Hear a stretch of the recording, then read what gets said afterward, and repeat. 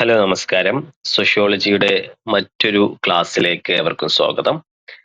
Last ക്ലാസ്സിൽ നമ്മൾ ഫാമിലിയെ കുറിച്ചിട്ടായിരുന്നു ഡിസ്കസ് ചെയ്തിരുന്നത്. ഇന്നത്തെ ക്ലാസ്സിൽ നമുക്ക് മാരേജിനെ കുറിച്ച് കുറച്ച് കാര്യങ്ങൾ നോക്കാം. ഫാമിലിയെ പോലെ തന്നെ മാരേജും ഒരു സാമൂഹിക സ്ഥാപനമാണ്. അതിനെക്കുറിച്ചൊക്കെ ഡീറ്റെയിൽ ആയിട്ട് നമ്മൾ കഴിഞ്ഞ ക്ലാസ്സിൽ സംസാരിച്ചതാണ്. അപ്പോൾ മാരേജ് എന്തെന്ന് വെച്ച് കഴിഞ്ഞാൽ സമൂഹത്തിന്റെ അംഗീകാരത്തോട് കൂടിയിട്ട് ഒരു ആണിനും പെണ്ണിനും അല്ലെങ്കിൽ ഓപ്പോസിറ്റ് സെക്സിലുള്ള രണ്ട് വ്യക്തികൾക്ക് സെക്ഷൽ റിലേഷൻഷിപ്പിൽ ഏർപ്പെടാനുള്ള ഒരു കരാറ് അല്ലെങ്കിൽ അതൊരു സ്ഥാപനമായിട്ട് നമുക്ക് മാരേജിനെ കൺസിഡർ ചെയ്യാൻ സാധിക്കും.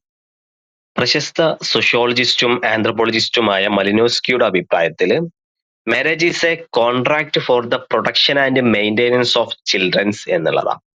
അതായത് കുഞ്ഞുങ്ങളെ ജനിപ്പിക്കുന്നതിനും വളർത്തി വലുതാക്കുന്നതിനുമുള്ള പങ്കാളികൾ തമ്മിലുള്ള ഒരു കരാറ് എന്നാണ് മാരേജിനെ അദ്ദേഹം ഡിഫൈൻ ചെയ്യപ്പെടുന്നത്. മാരേജിനെ നമ്മൾ മറ്റു രൂപത്തിൽ പറയുകയാണെങ്കിൽ സാമൂഹികപരമായിട്ടും അല്ലെങ്കിൽ ആരാധനപരമായിട്ടുമുള്ള അംഗീകാരത്തോട് കൂടിയിട്ടുള്ള സമൂഹം അംഗീകരിച്ച പങ്കാളികളുടെ ഒരു സംഗമം എന്നൊക്കെ വേണമെങ്കിൽ മാരേജിനെ നമുക്ക് ഡിഫൈൻ ചെയ്യാൻ സാധിക്കും. ഇനി മാരേജിന്റെ പ്രധാനപ്പെട്ട ഫങ്ഷൻസ് എന്തൊക്കെയാണെന്ന് നോക്കിക്കഴിഞ്ഞാൽ ഏറ്റവും പ്രധാനമായിട്ട് സെക്ഷൽ സാറ്റിസ്ഫിക്കേഷൻ തന്നെയാണ്. അതോടൊപ്പം തന്നെ പുതിയൊരു ജനറേഷന്, സമൂഹത്തിന്റെ മുന്നോട്ട് പോക്കിന് പുതിയൊരു ജനറേഷനെ ഉണ്ടാക്കിയെടുക്കുക എന്നുള്ളത് തന്നെയാണ് ആദ്യത്തെ ഫങ്ഷൻ എന്ന് പറഞ്ഞു കഴിഞ്ഞാൽ. പിന്നെ സ്വാഭാവികമായിട്ടും മാരേജിലൂടെ ബന്ധങ്ങളും അതേപോലെ ഫാമിലിയും, ബന്ധുത്വം, കിൻഷിപ്പും ഫാമിലിയും എസ്റ്റാബ്ലിഷ് ചെയ്യപ്പെടും.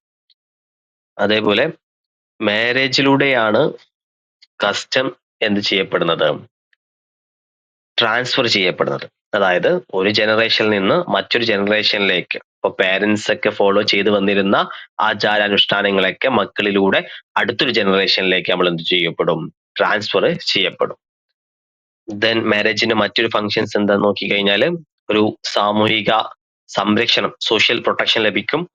അതേപോലെ പാരൻസിനും അതേപോലെ ജനിക്കുന്ന കുട്ടികൾക്കും സമൂഹത്തിന്റെ അംഗീകാരം ലഭിക്കും.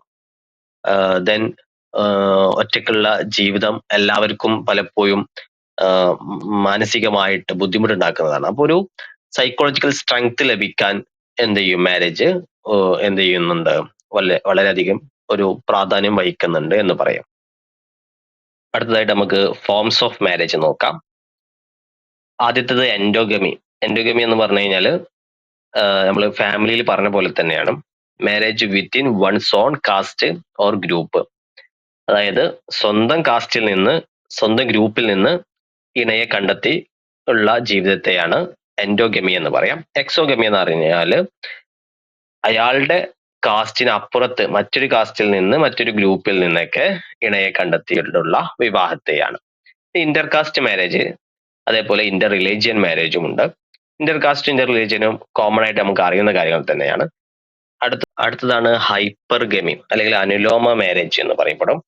അതായത് ഒരു കാസ്റ്റിലുള്ള വ്യക്തി അതേ കാസ്റ്റിൽ നിന്നോ അല്ലെങ്കിൽ തന്നെക്കാൾ താഴ്ന്ന കാസ്റ്റിൽ നിന്നോ കല്യാണം കഴിക്കുന്നതിനെയാണ്. ഹൈപ്പോഗമി എന്ന് പറഞ്ഞു കഴിഞ്ഞാല് ഒരാള് ഇപ്പൊ താഴ്ന്ന ജാതിയിലുള്ള ഒരാള് ഉയർന്ന ജാതിയിലുള്ള ഒരു വ്യക്തിയെ കല്യാണം കഴിക്കുമ്പോൾ അതിനെ ഹൈപ്പോഗമി എന്ന് പറയും. പിന്നെ മോണോഗമി എന്ന സ്വാഭാവികമായിട്ടും അറ്റ് എ ടൈം ഒരാണും ഒരു പെണ്ണും തമ്മിലുള്ള കല്യാണം. പോളിഗമി എന്ന് പറഞ്ഞു കഴിഞ്ഞാല് മോർ ദാൻ ഇണകൾ എന്തായിരിക്കും, ഒരേ ടൈമിൽ തന്നെ രണ്ടോ അതിലധികമോ ഇണകൾ ഉണ്ടായിരിക്കും. അതിൽ പോളി ആൻഡ്രിയും പോളി ഗിനിയും ഉണ്ട്. പോളി ആൻഡ്രി എന്ന് പറഞ്ഞു കഴിഞ്ഞാല് ഒരു സ്ത്രീ ഒരേ സമയം ഒന്നിലധികം പുരുഷന്മാരെ കല്യാണം കഴിക്കുന്നത്. പോളിഗിനി എന്ന് പറഞ്ഞു കഴിഞ്ഞാല് ഒരു പുരുഷൻ ഒരേ സമയം ഒന്നിലധികം സ്ത്രീകളെ കല്യാണം കഴിക്കുന്നത്. ഒരു വിഭാഗം കൂടിയുണ്ട്, ഐസോഗമി എന്ന് പറയപ്പെടും. ഐസോഗമി എന്ന് പറഞ്ഞു കഴിഞ്ഞാല് ഒരേ പദവിയിലുള്ള, പ്രൊഫഷൻ നോക്കിയിട്ടാണ്, അതായത് ഒരേ പദവിയിലുള്ള ആൾക്കാർ പരസ്പരം കല്യാണം കഴിക്കുന്നതിനെയാണ് ഐസോഗമി എന്ന് പറയുക. ഇന്നത്തെ വീഡിയോ എന്താണെന്നും അതിന്റെ കുറച്ച് ഫങ്ഷൻസും ടൈപ്സും ആണ് പറഞ്ഞിട്ടുള്ളത്. അടുത്തൊരു പുതിയ ടോപ്പിക്കുമായിട്ട് അടുത്ത വീഡിയോയിൽ കാണാം.